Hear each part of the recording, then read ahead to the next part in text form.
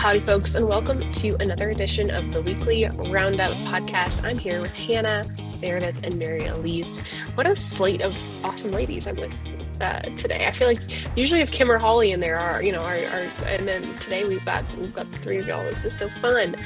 Um, but I'm pumped to be back with y'all. And quick announcement, quick order of operations to get out of the way up front. This will be wild to say, but my last weekly Roundup podcast recording, at least for now. And Rob will be taking over as the host of the podcast going forward week to week.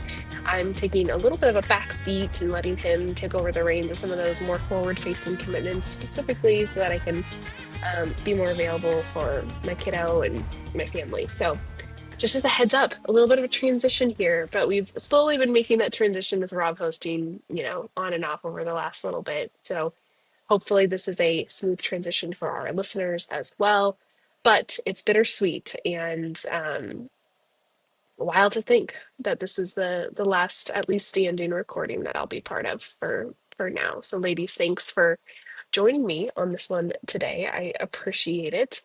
We can go ahead and jump into the content here and get cracking.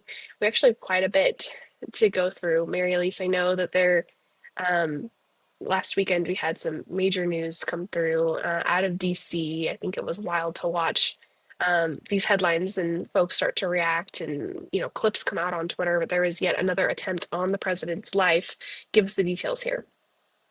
Yeah, like you said, it was wild to observe, at least just in the online world. I first saw, I think, an ex post from one of the reporters that was present at this event, the White House Correspondents Association dinner, which was being held over the weekend on Saturday night. Saw an ex post from one of the reporters there that just said it appears that Trump and several members of his cabinet have been rushed out with security.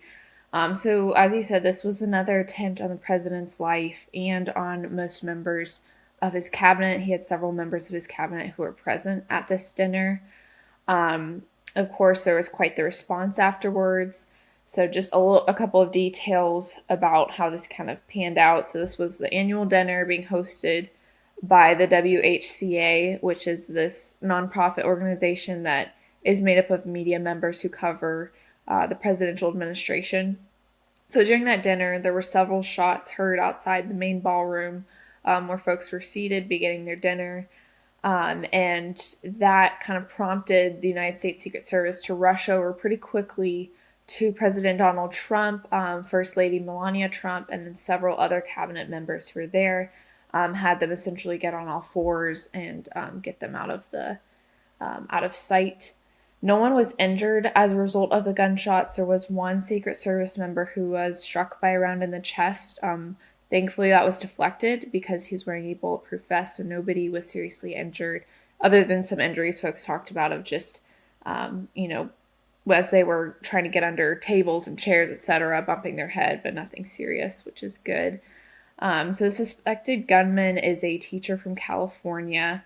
And he says, in this manifesto, which was reported on, has not been confirmed by the FBI that this was a manifesto, but this is a widely circulated manifesto that this individual wrote that he was targeting all administration officials that were present at the dinner, which was several, although he did specifically say that he was not interested in taking out the FBI Director Kash Patel. Just kind of interesting note there. So that was first reported on by the New York Post, that manifesto. He's called them targets, prioritized from the highest ranking to the lowest. So at the dinner, we had Vice President J.D. Vance, White House Press Secretary Caroline Leavitt, who herself was, I believe she's 9 months pregnant, was at the dinner.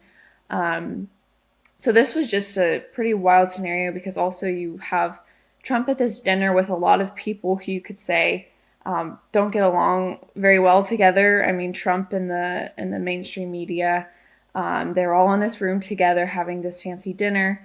But I think in a way it was probably, at least temporarily, a bit unifying because nothing like kind of staring in the face of danger in that way nothing like that can be quite as unifying. So we saw all of these different press folks that were all in this room with Trump, and then they all had to duck for their lives, etc. And then afterwards, Trump held a press conference about 2 hours after it happened, and they all came into the room. They were all in their formal gowns, and Trump was and his administration were in their black tie outfits. But it seemed like they were all, just pretty relieved, of course, because you're so close to a shooter. That's just, it's pretty terrifying. But we saw a lot of our Texas lawmakers weigh in on this. Overall, everyone was just saying, we're very glad that everyone is safe, all the attendees, and that Trump and his administration are safe. And then just talking about, like James Talarico weighed in on this, he said, political violence is unacceptable in every form, and we have to continue to call it out wherever it rears its ugly head. And then some individuals, such as Congressman Michael McCall, more focused on their concern that we had so many high-ranking individuals in the administration all gathered in this one spot. There was one head table where we had Trump, Leavitt, First Lady, Vice President, we also had our Department of Defense Secretary that was pretty close over there, so some really high-ranking individuals. So he was raising concerns about that and saying that maybe the Secret Service needs to reconsider having the vice president at least and the president together, something like that. So you can check out the piece for some more reactions to this event over the weekend. But yes, another attempt on the president's life, and thankfully nobody was injured. And in a big public uh, format and context as well. So thankfully, um, like you said, no one was injured. It could have been a very different story. So Mary Elise, thanks for your coverage. Meredith, let's come to you here. An update from the Supreme Court for the state regarding Texas's a little bit controversial redistricting map, this mid-decade effort by Republicans here in the state. Walk us through the news. Yeah, so this is, if you've been reading anything about Texas politics, then you're not a stranger to this case. Back in August, just as a little quick reminder of what's happened, they redrew congressional maps ahead of the 2026 elections. The goal was to expand Republican advantage, and it brought a lot of criticism from Democrats. And obviously, there was the whole quorum break and everything connected with it that was ongoing for a long time. What happened after that was an El Paso-based federal panel rules that it's unconstitutional, finds that alleges that they're using race improperly in redistricting and dividing its citizens along racial lines. And so last November as well, the Supreme Court steps in. They issue a temporary stay, which allows Texas to keep using this map while the case is being reviewed. And so then in December, the temporary one becomes permanent. The concurring opinion was by Alito, Thomas, and Gorsuch. And basically the key argument being that the partisan advantage was pure and simple. It wasn't racial. It was for the reasons of partisan advantage. So they were emphasizing that it was politics and not race that was driving that decision. They said there was a strong inference that the state's map was indeed based on partisan, not race.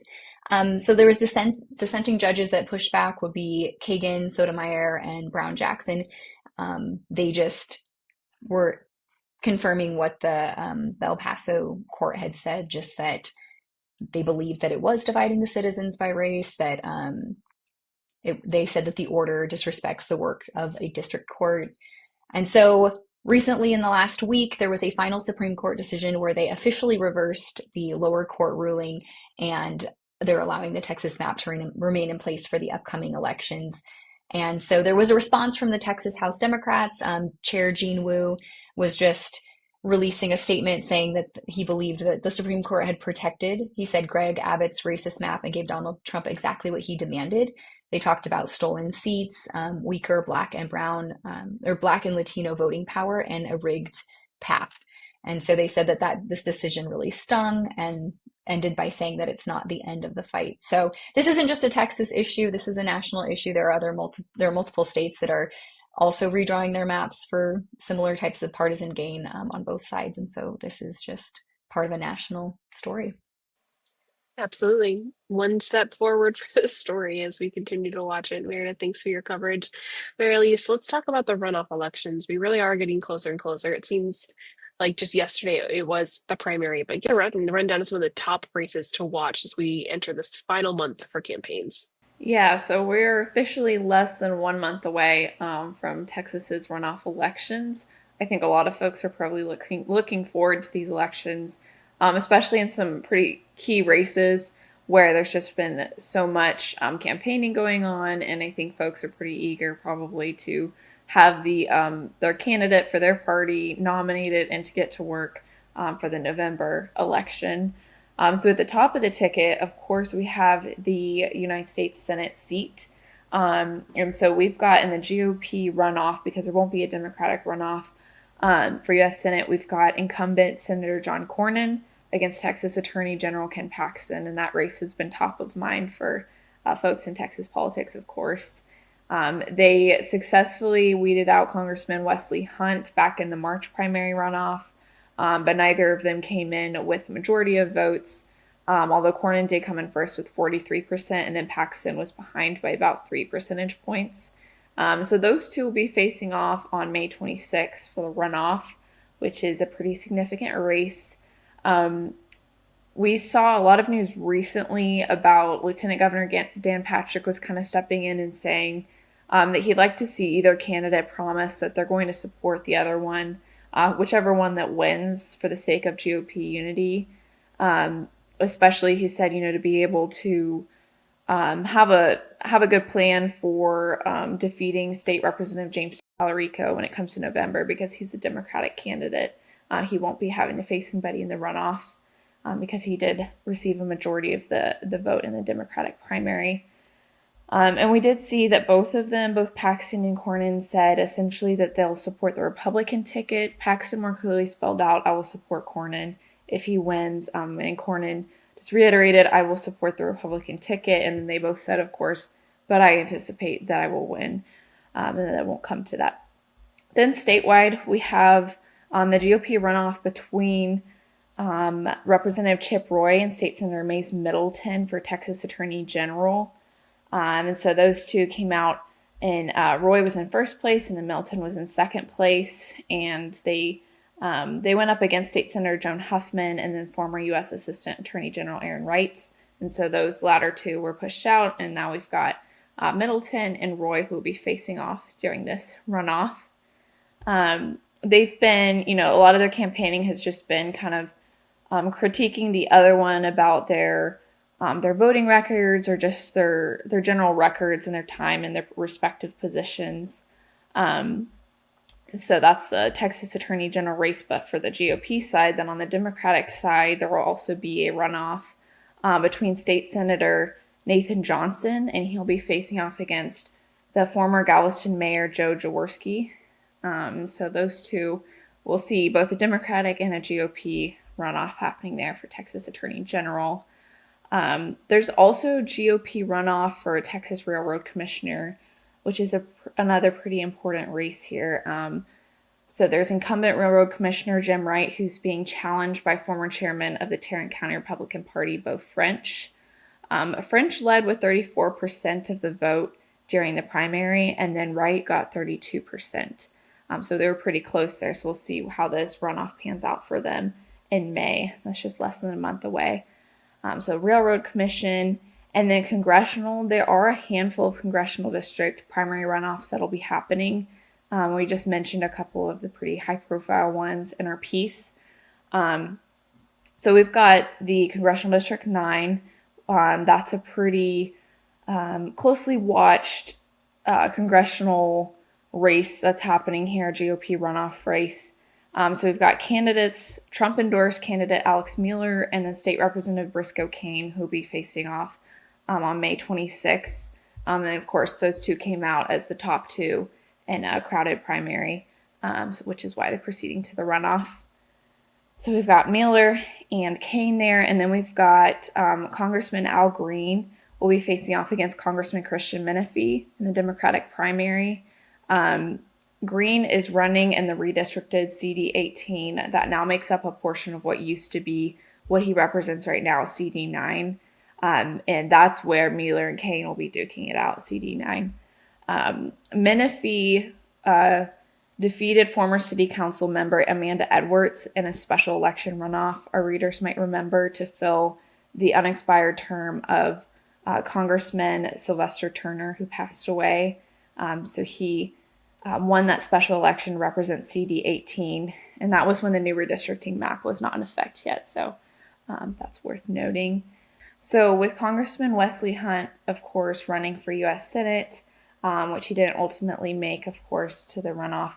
But his District 38 is going to see a GOP runoff between John Bonk and then Shelley DeZavos. Bonk does have an endorsement from Trump and took first place in that March primary with 48% among a pretty crowded primary, 9 other candidates. Some other rather high-profile congressional runoffs that'll be happening on May 26th is a Democratic primary runoff between former Congressman Colin Allred and Representative Julie Johnson. Something that happened, I think it was yesterday, that we didn't put in this piece. This piece is a little bit older, but Congresswoman Jasmine Crockett did come out and endorse Allred in this race, so that's significant there. Congresswoman Crockett, of course, lost in the Democratic primary to Talarico.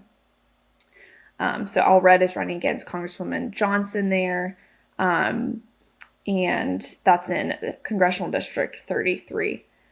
And then one that we've covered so much that won't be having a runoff, but initially was set to, was in Congressional District 23. Congressman Tony Gonzalez was originally going to be facing off against Brandon Herrera. The two were going to be in a GOP runoff this May. But then with all of the scandals that we've covered with Gonzalez's sexual harassment allegations, there's quite a story there, but eventually led him to drop out of the race. And then ultimately he did resign from Congress, essentially effective immediately.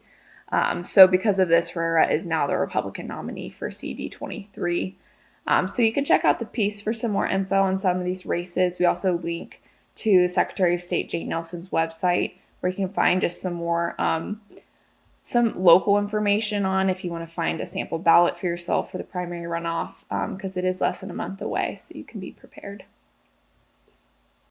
Absolutely, Mary Elise, thank you. And we have up on our site too information for all 254 counties. So make sure, if you don't know where your polling place is or what that looks like for early voting in election day, because oftentimes those locations are different, make sure to go check that out. Mary Elise, thank you. Meredith, speaking of these runoff races to watch, there's a new poll for U.S. Senate with some very interesting results. Walk us through them. Yeah, so as Mary Elise was saying, the Republican primary for U.S. Senate runoff is coming up between John Cornyn and Ken Paxton. She kind of walked through Wesley Hunt being eliminated, and it's just this one of the most watched Senate contests in the country probably right now. And just a little background as well. Earlier in the last month, we know that there have been a lot of warnings and a lot of discussion about party unity as these two, like Mary Elise was saying, they say they're going to support each other, but there's a lot of worry and concern from people like Dan Patrick and even Trump chiming in and giving their opinions about, we have to make sure that this does not go the wrong way. And so there had been some really large fundraising numbers from James Talarico, massive, 27 million in Q1 for 2026. And comparing to the two Republicans, it was Cornyn with 9 million and Paxton with 2.2 million in that first quarter. And then ending cash on hand was Talarico with 9.9 million, Cornyn 2.6, and Paxton had 8. So there's this new poll from the Texas Public Opinion Research organization. They surveyed 1,865 likely voters. So yeah, the article covers these key voter blocks where Talarico really had some significant leads with Black voters, Latino voters, even college-educated voters. So just check out our coverage of that for the specifically against Cornyn and specifically against Paxton, how much he was leading in this poll.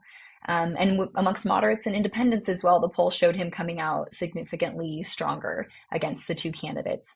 They even did, it's a really interesting poll that has multiple different types of breakdowns. So I definitely encourage as well, we link that in there. Just showing that Cornyn and Paxton have a lower net favorability compared to Greg Abbott, Donald Trump, just literally a generic Republican candidate. So they show a lot of comparisons of different people that they kind of, when they sized them up against them, they were still having lower favorability. So after this May 26th runoff, we're going to start to see some new numbers as Republicans kind of rally around the candidate that's chosen, and we'll see whether these candidates really can unite supporters behind their former opponent like they say that they will. So we'll be looking for some new poll results in a couple of weeks. Absolutely. These are really the numbers people are looking at ahead of the runoff, or how these candidates who are tied up in, millions and millions of dollars of opposition campaigning against each other match up against this Democrat. So we'll keep an eye out for sure. Meredith, thanks for running us through those numbers, and certainly go read all of the details at the Texan.news. Hannah, coming to you, you covered a hearing last week that relates to a story that you now covered. Walk us through this recent Oilfield theft case. Yes, so 14 men were indicted in an oil field theft case. So the United States Attorney's Office for the Northern District of Texas announced that 14 conspirators were indicted for alleged transport and theft of crude oil across the Texas-New Mexico border. The criminal activity took place in the Permian Basin, which is responsible for nearly 40% of all oil production in the U.S. and is shared between Texas and New Mexico. Also last week, lawmakers, including Jody Arrington and August Pfluger, as well as leaders in the oil and gas industry in Midland and Odessa, made a trip to DC to discuss regional priorities dealing with oil and gas production.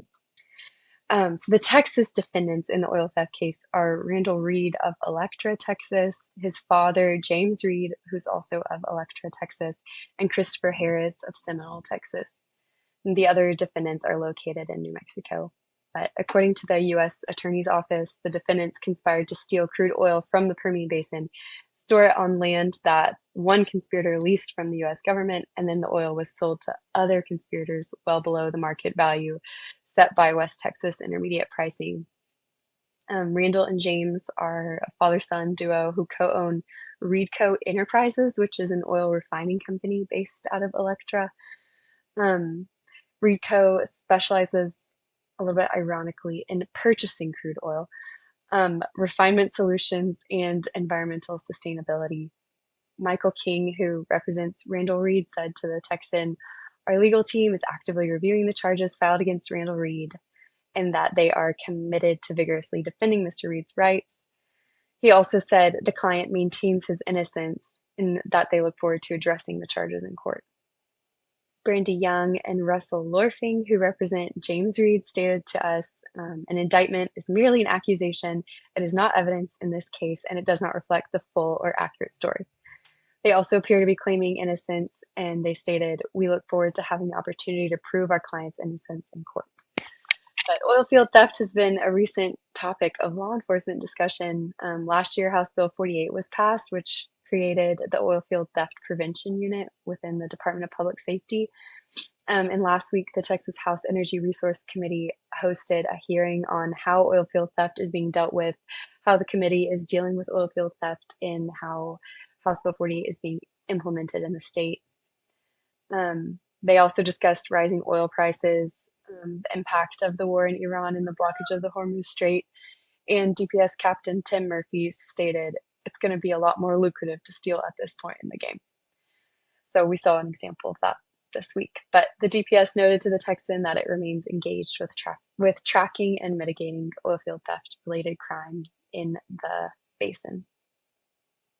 No, Hannah, wild story. And the oilfield theft is, this is something you don't think about unless you're following these kinds of stories. So, Hannah, thank you for covering this for us. Meredith, let's come to you.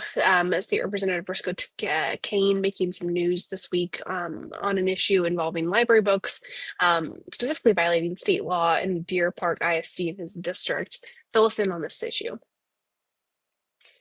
Yeah, so the law in question here is SB 13, which was passed in the 89th legislative session, which reshapes how school libraries are operating. So it did things like gave a lot of parental access to what students were checking out, ability for parents to restrict books access for their children, and then the creation of these local library advisory councils that would assess and look into books that potentially violated the law, that were obscene or had inappropriate content. And so yeah, so we see that a state rep is going to kind of lend his voice and jump into this type of issue, which normally is handled at a local level at school board meetings. And he did speak with us at the Texan. And so in the article, we talked with him about, why he was getting involved and why this was important to him. This law has received pushback because of certain groups, like, for example, the American Civil Liberties Union of Texas it's about free speech. They'll talk about limiting students' access to educational materials,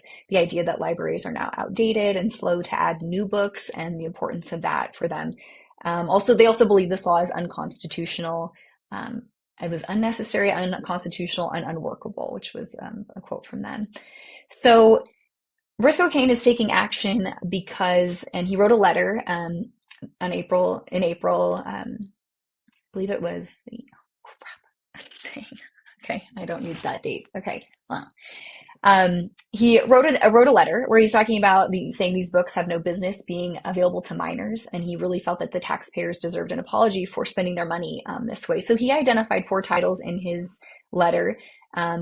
Interesting enough, it was interesting. They all were about girls. It was Living Dead Girl, Me, Earl, and the Dying Girl, Suicide Notes from Beautiful Girls, and A Girl Like That. And they were he was focusing on like explicit and very sensitive sexual content.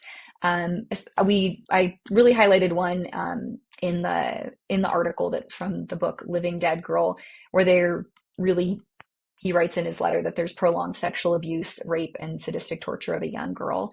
Common Sense Media rated it 17 plus, specifically for, this is their quote, sadistic, sexual, physical, and emotional torture of a child on nearly every page. So these are we didn't quote some of the things in the article, and you can see that in his letter that's linked, that's very, very explicit. So he said that Cain was saying, parents raised concern first. He said that they did it quietly, and then eventually they came to him saying like these books are there, and so they were looking for them to be removed. So he said that he believes there are at least a dozen books that have been flagged, and he said that at least 4 of them were prohibited from being in Texas prisons. And he just really wanted to get attendance and accountability in local governance and showing up and lending his voice at the meeting. I briefly checked in with his staff, and then also watched a little bit of the meeting on Monday. And so there were quite a few people from both sides that were there. So there was a lot of public comment about that. And this isn't just a Deer Park situation. This happens all over the state. There are many stories, and this is happening a lot of different meetings. And it is very interesting just to note that the materials that they read, when a parent reads it out loud, and I've seen this in person, I've seen it on videos, and it did happen at the Deer Park meeting, they will read it, and it's very graphic, very awkward to listen to. And even I've seen, I know at Houston in the last couple months, security escorted a community member out that was reading a book that is available at the libraries at the school. So that's just interesting to watch that. So we will probably continue to see this as parents become more aware of what's in the schools and are asking for accountability and compliance with SB 13. As you said, lawmakers have already taken a whack at trying to crack down on this and take legislative action. So I'm curious to see how this next session, as there continue to be issues in public schools and, conflict between parents and administration and lawmakers, how this all is enforced, if we'll see more proposals from lawmakers that attempt to be more specific or crack down more harshly. So Meredith, thanks for your coverage there. Hannah, let's talk about the Office of the Attorney General cracking down into trucking companies. Give us the details. Yes, so Attorney General Ken Paxton announced an investigation into trucking schools for allegedly providing inadequate training to participants and for pushing students through who did not meet English language requirements. So the investigation will mainly address companies giving commercial driver training to non-English speakers. Paxton called it a violation of state and federal law and an endangerment to Texans. So the Federal Motor Carrier Safety Administration requires that interstate drivers have to be able to read and speak English well enough to converse with the general public, respond to official inquiries, and understand and read road signs. Last year, Governor Abbott directed the Texas DPS to enforce a zero tolerance English proficiency requirement among Texas truck drivers. And he ordered that no commercial driver's licenses were to be issued to individuals who lacked proficiency in the English language. U.S. Senator John Cornyn also recently, in March of this year, introduced a bill titled Delilah's Law, which is aimed at preventing illegal aliens from receiving commercial driver's licenses.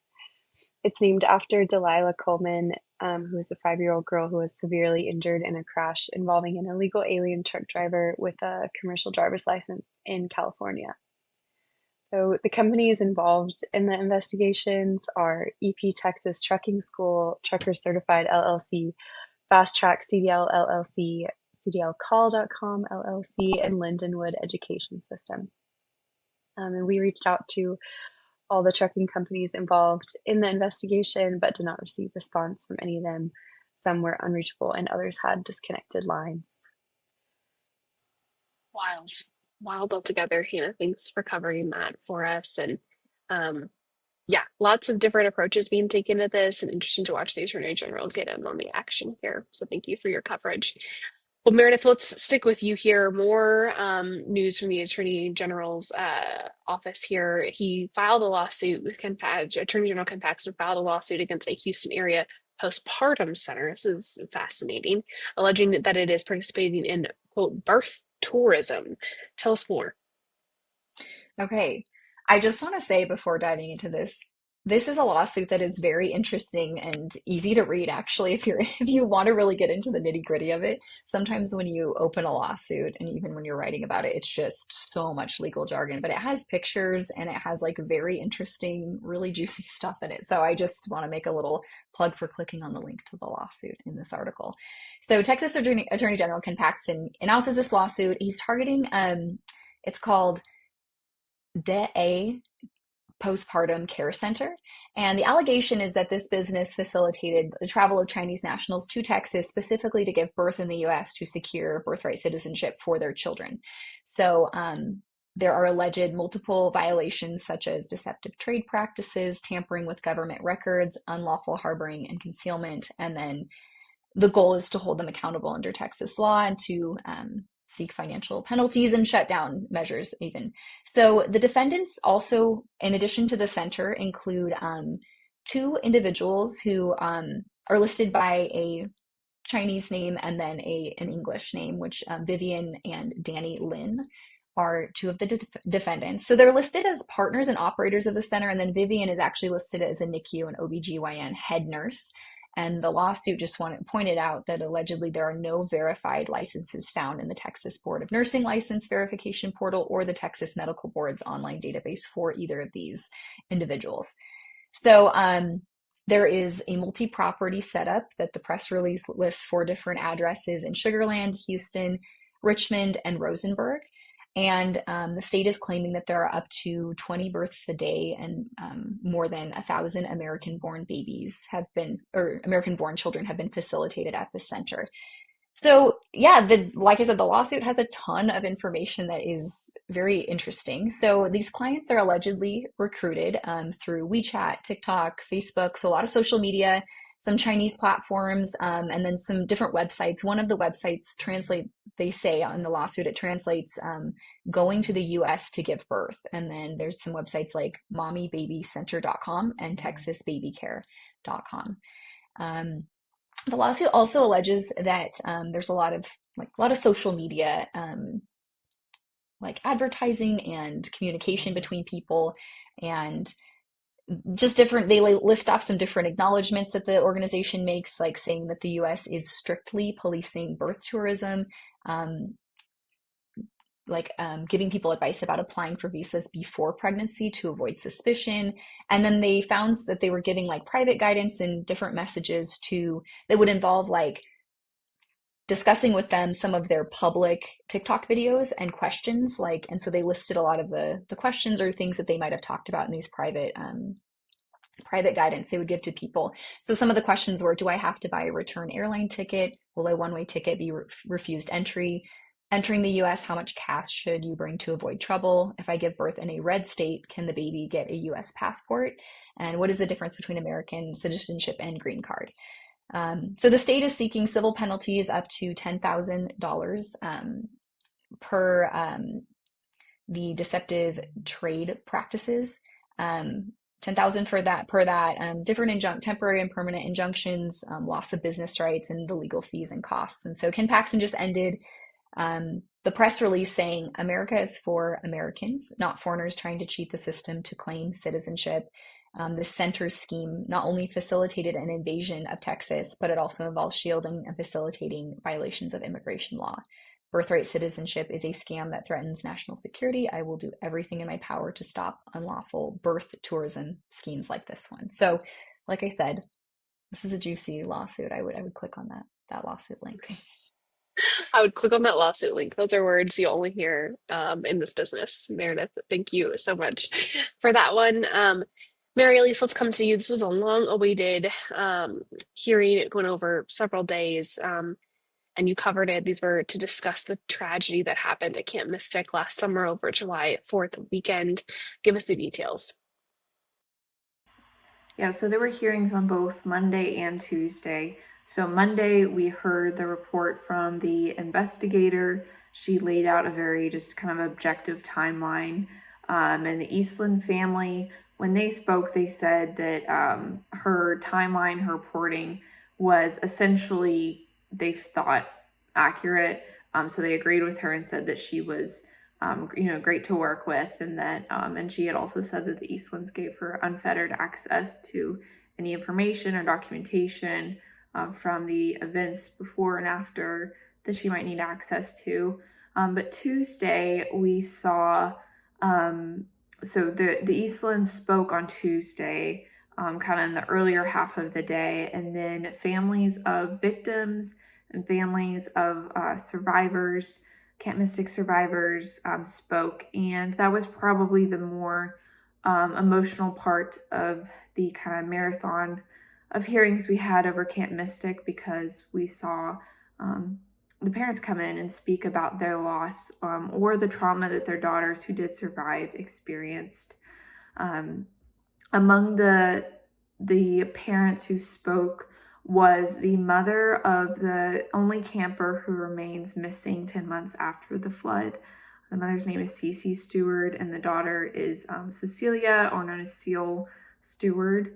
And she was just tearfully questioning why the camp would even consider reopening with her daughter remaining unaccounted for.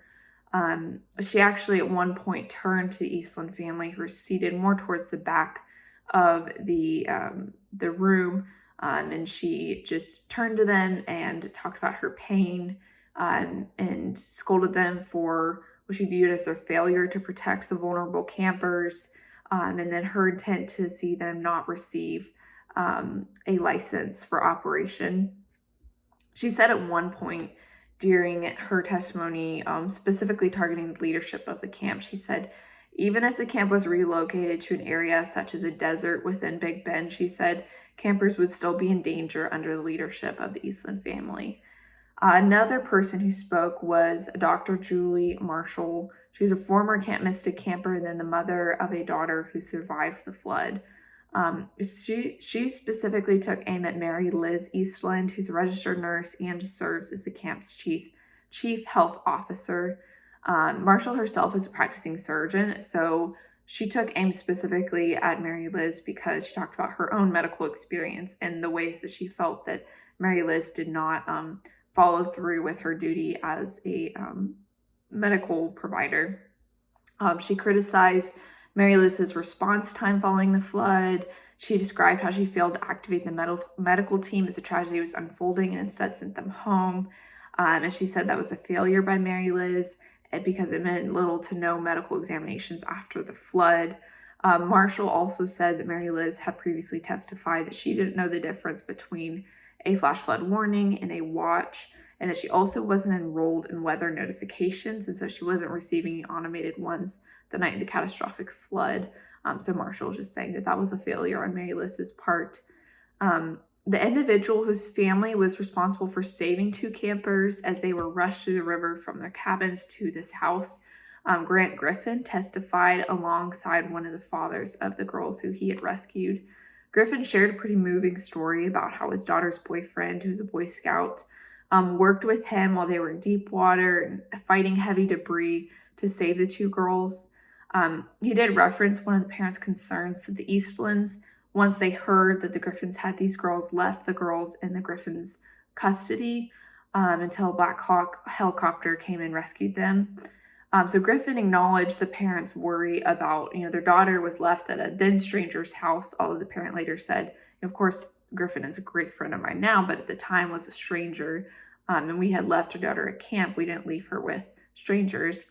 So they're saying, the camp had been entrusted to guard her, but he did point out that he had a neighborly relationship with the Eastlands, and so that's probably where that happened. He had earned their trust. And, the parent was saying, well, I didn't know that. Griffin also talked about just the utter distress, that the Eastland family was under the morning after the flood. He suggested that the chaos, that the mayhem made it essentially impossible to navigate perfectly, just humanly impossible. It just kind of describes the interactions he had with the Eastlands, where he, just realized what a catastrophe had happened and how difficult it was to navigate in the aftermath. Matthew Childress, the father of Chloe Childress, who's a Camp Mystic counselor who did lose her life in the flooding in the river, described how when he was testifying, he will always view his daughter as a hero, as she died with her campers, likely doing everything in her power to save them. That was another pretty emotional testimony to watch, because he was saying, I have no idea, in the end how she died exactly, but in his mind, she remains a hero because he knows that she was likely fighting until the last minute to save her campers. Tears were shed by lawmakers, legislators on the committee as the parents of both the survivors and then parents of girls who lost their lives just talked about their experience. Some parents described how their daughters experienced just being pulled by the water from their cabins. They were submerged for lengthy periods of time, during which many of the girls recounted later to their parents that several times they thought, oh, okay, I'm going to die. This is it. As they were describing that, and all the little girls battled against the debris as they fought for their lives. And then also the trauma that's resulted from seeing their fellow campers as they were struggling for their lives alongside them in the river, and many of them didn't survive. And so they talked about their daughters, just total trauma, witnessing that. So whether the camp, after these hearings, is going to receive a license to operate for the summer is still up in the air, but it appears increasingly unlikely after those two hearings that we just had, the investigators' presentations, and particularly after Dishes informed the camp that they had over 20 deficiencies on one of their campuses, which was a big highlight, like I said, during the hearings. So we'll see if they receive a license to operate this summer. Also, the Eastland family did say that they'll have to discuss if they would try and appeal if they are not granted a license, if they would try and push back even further and kind of keep this going on. But the camp would start in about a month if they were to receive a license. So, of course, this is all very timely. So we'll keep an eye on that and see where this goes. But just a tragic situation all around. One of the lawmakers said, I believe it was Senator Lois Colkhurst, she said, at one point she's looking around and she said, it's just losers everywhere. And she meant that she was saying, all of us wish that we could go back in time, the Eastlands, the parents, the lawmakers, but none of them could. So, Mary Elise, thank you for covering such difficult subject matter and doing so well. We appreciate it very, very much. Hannah, let's talk about an update in Bexar County. There's a county judge there, or a judge there, not a county judge, a judge there who was arrested in January. Walk us through the details. Bexar County Court at Law Judge Rosie Speedland Gonzalez has agreed to resign from office after she was indicted for unlawful restraint and official oppression in January of this year. So in 2024, Speedland Gonzalez threatened attorney Elizabeth Russell with contempt of court and ordered the bailiff to handcuff Russell and place her in the jury box. The judge did so after the two got into a heated argument during a court hearing.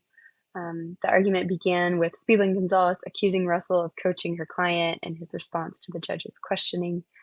So Russell's client, Brian Collins Jr., was on probation for domestic violence charges. Russell conferred with Collins after Spielman Gonzalez asked if allegations that he failed to fulfill his terms of release were true. So according to transcripts, Collins initially answered yes, and after conferring with Russell, then answered no. Russell and Spielman Gonzalez got into a verbal altercation that resulted in Russell being handcuffed in the jury box. Spielman Gonzalez wasn't arrested until almost a year later in January 2026. She had a 25-minute stint in Bexar County Jail and was released through a personal reconnaissance bond. She voluntarily resigned from her position and now disqualified from standing for election or appointment to judicial office and serving or sitting as a judge. She also presided over and founded Bexar County's Reflejo Court, which targets rehabilitation for domestic violence offenders by an intense supervision program that lasts about 12 months. It was recently approved a grant request submitted by Spielman Gonzalez this month for about $270,000. But according to a pilot program report, the court is intended to serve 100 participants per year, but since 2020 has only served 81 participants total. But the court is set to continue to operate. So while the formal judge has not made any public comments so far, according to KSAT Investigates reporting, a now deleted social media post showed Spielman Gonzalez at a Democratic political gathering before the March primary elections, in which she stated, "If they take me down, it's a domino effect. I'm going to say this to you, my friends here today. I am innocent of all charges." Wow. Final words. Wild, wild, wild to say all of that when you have this much going on. But Hannah, we appreciate you covering that for us, and certainly go read story from start to finish. Meredith, coming to you. Last story, multiple school districts are extending their school calendars through the additional days school year. Break this down for us. So the additional days school year is just that. It's a program to get additional days into school years that where they need to have extra instructional time. They're struggling campuses. They just need that extra support. And so this, or we call it ADSI, the program was established through HB3 during the 86th Texas Legislature in 2019. And then during 89th, it was HB2 expanded grade level eligibility, lowered minimum calendar requirements, and introduced a pathway for additional funding. So it gives extra instructional time and funding to these schools to help to try to meet some of the needs that the students have. So the Texas Education Agency highlights the benefits of this. They'll say that the main thing is it can help address summer learning loss. And they talk about how that has a profound impact on low-income background students, and the idea of like the cumulative summer learning loss can show a gap of up to 3 grade levels for low-income students by the 5th grade. And so they're just saying these longer school years with strong academic strategy can lead to gains. And so there's 3 different options that they can have. One is the idea of a summer up to 30 days program, intersessional, so kind of like sporadically putting the different learning opportunities throughout the school year, or just fully redesigning everything where they can have this, the whole calendar is like more than 200 days for the school year. And so I won't go through all of them, but I kind of walk through like Dallas ISD has used this. I really break down Aldine ISD because they had 4 schools. So I really went through each of them and their specific test scores before and after, which was mixed. There was some mixed results there of like some strong improvement and then even some like scores that fell. And then Austin ISD is using this, and if you want to know what's going on with Austin ISD, another plug, my newsletter last week was about Austin ISD because there is a lot going on there. So they're using the extra instructional days, Saturday sessions, optional summer programs, and part of that is that they're trying to prevent a state intervention with the long list of things that are going on there. San Marcos CISD added it to help, and they were pretty upfront. They did it because they want to shift the summer learning cost from local funding to state funding. And then Fort Worth had last year announced that they were going to have 25-day extension for 15 different campuses. Since then, they've had a state takeover. They have said that they're delaying that until the next year, just using additional time to like thoughtfully prepare for this. And they're also doing a lot of other staff cuts, and they just closed another school last week. There's a lot going on there, so they are not utilizing that anymore. So the big picture is just that this is one thing in a long list of available opportunities for schools to try to help mitigate summer learning loss and really get those failing campuses um, up back up to speed. So it's a newer program claiming to have really good results, which just time will tell if it really can produce the results that they would like it to. Absolutely, Meredith. Thank you for your coverage. Ladies, let's move on to our tweetery section here. Hannah, I see yours, and I know exactly what you're talking about. I saw the tweet this morning. I'm a little horrified that this is happening and exists, but it's a fascinating. I want your take. Walk us through what you have for us. My take is that I'm disgusted and I can't stop looking at it. I just stare at it for minutes on end, not believing my eyes. That these little robot dogs at a Berlin museum, they're just little robot bodies, dog bodies. They roam around the museum with faces, real, like, I don't know if it's wax or what it is, but the faces of some of the most influential people in the world. So Elon Musk, Mark Zuckerberg, Jeff Bezos, Pablo Picasso, unsure, question mark. And they're just really realistic and they're disgusting. And they poop out printed images of whatever's around them. So I know that there's just some deep meaning going on there, but I mostly just horrified. And I can't look away. This is definitely something that I scrolled past because I thought initially, oh, this is like some weird AI thing. I don't really I'm not looking for this right now or ever. Actually, I never would like to see. I think Kim Jong-un was one of them. Okay. Anyway, that was a lot to process there. That's it. Yeah. If you haven't seen the video, it's just, I think they're silicone, which makes Oh, okay. they're very lifelike, and that in and of itself makes it worse that they're these they're not hard plastic, right? There's something very real about them, and it just is nasty. It's So, nasty. but I'm glad somebody else saw them because I have not stopped thinking about them since I saw this morning. Stuff of nightmares. And Yeah. and disgusted while not being able to take your eyes off of it that is so beautifully said. It's so true. Mary Elise, what do you have going for you? Well, I changed mine mid podcast because I saw actually Lieutenant Governor Dan Patrick was highlighting this on social media, but the Texas Department of Transportation has made a new map. I believe it's new. I'd never heard of this before. It seems like a new idea that they've had. It's essentially an interactive map where you can find the best spots in Texas to see wildflowers, which I think is super cool because Texas does have some really incredible wildflowers to behold. So I think it's cool they just have made this tool where you can search to see where the best bluebonnets are, or I think they're called Indian paintbrushes, those orange flowers, and just Yeah, so that'll be cool. I love that. that's so cool. I really want to go do some, plop the baby in the field and take Yes. some pictures kind of Oh thing. yeah, Maybe Hannah, we could do like a cousin picture. Yes. It would be so fun. But that would be cute. I definitely want to make that happen. At the same time, I know the flower would be pulled from the ground, immediately put in her mouth. Like there would be, some logistics there to think about, but It'd be cute. it's that time of year. Yeah. It'd be cute. In theory, maybe you can grab like 1 out of 20 of those snaps that's without, True. a plant in her mouth. Yeah. Meredith, I want to talk about what's going on with you. Your tweetery this week is kind of more of an update on your life and what's been going on. But walk us through where you are in the world.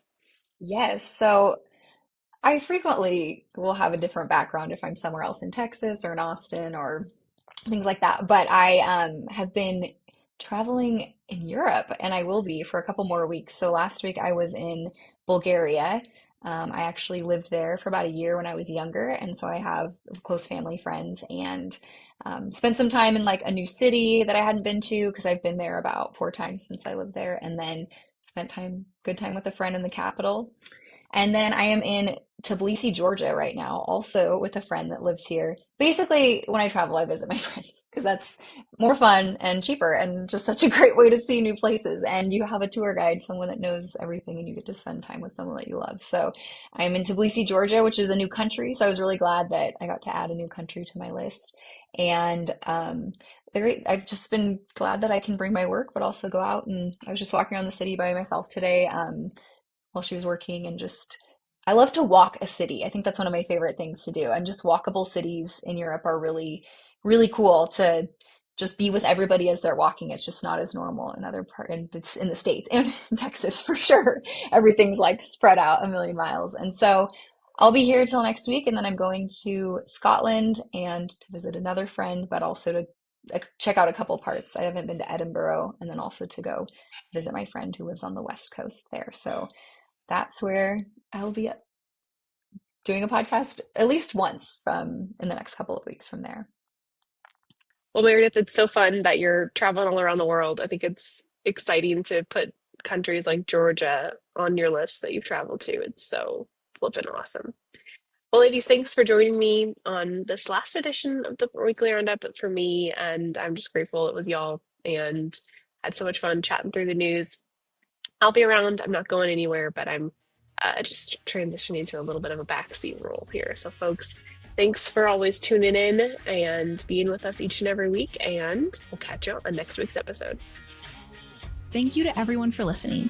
If you enjoy our show, rate and review us on Apple Podcasts, Spotify, or wherever you listen to podcasts. And if you want more of our stories, subscribe to The Texan at thetexan.news. Follow us on social media for the latest in Texas politics, and send any questions for our team to our mailbag by DMing us on Twitter or shooting an email to editor@thetexan.news.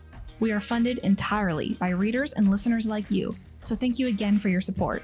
Tune in next week for another episode of our weekly roundup. God bless you, and God bless Texas.